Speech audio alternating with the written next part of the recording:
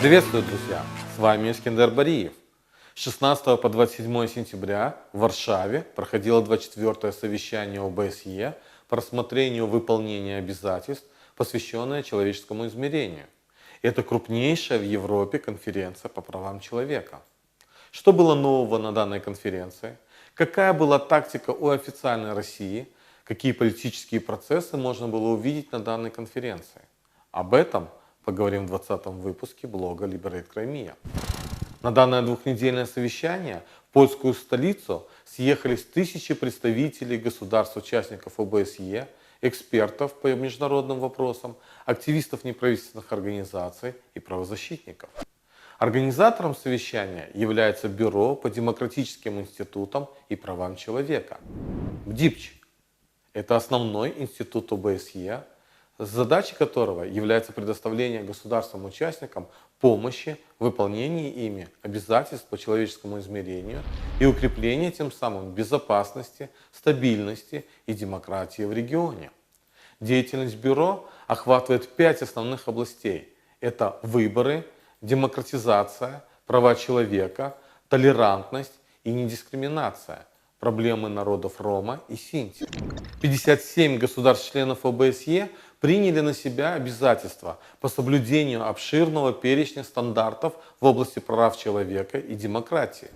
Эти стандарты составляют основу того, что в ОБСЕ называется человеческим измерением безопасности.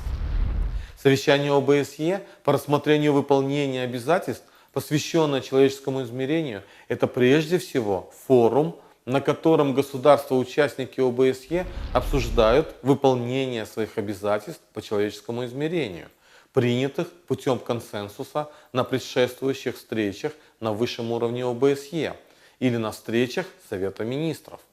Эти нормы и принципы не имеют обязательной юридической силы, но являются политически обязательными, представляя собой политическое обещание соблюдать содержащиеся в документах ОБСЕ стандарты.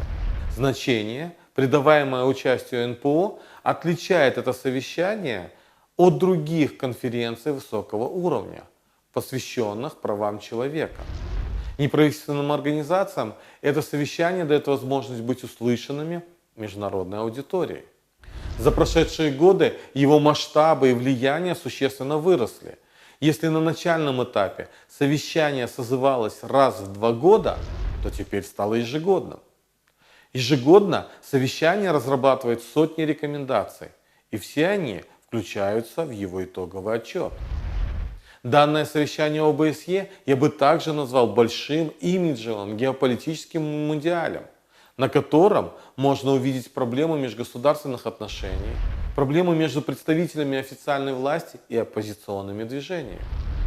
За последние 4 года на совещаниях можно было увидеть традиционную полемику между Азербайджаном и Арменией, странами западного мира и России, Украиной и Россией, Грузией и Россией, а также российскими оппозиционными правозащитными организациями и Россией, между демократическими и недемократическими странами.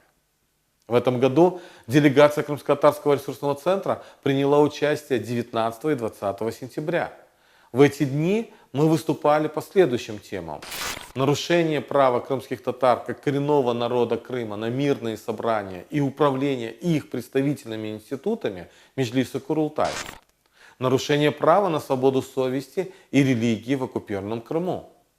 Преследование и насилие в отношении женщин в оккупированном Крыму. И оккупация Крыма как причина перемещения населения.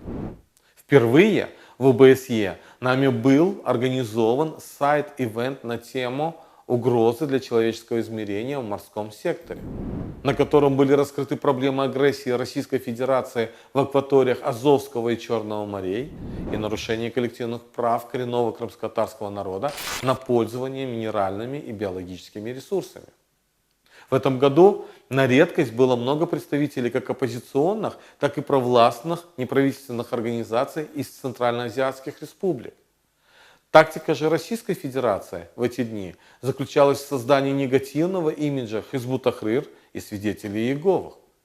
Можно было услышать подготовленных Россией выступающих из Таджикистана, Узбекистана, Казахстана, которые рассказывали об опасности данной исламской партии.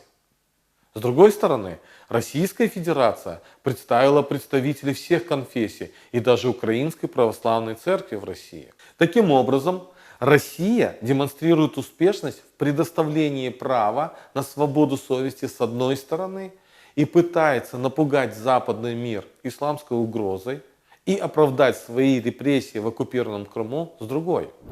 Несмотря на существующую критику в адрес ОБСЕ, эта международная площадка все же является эффективным механизмом информирования международной общественности о реальных нарушениях прав человека.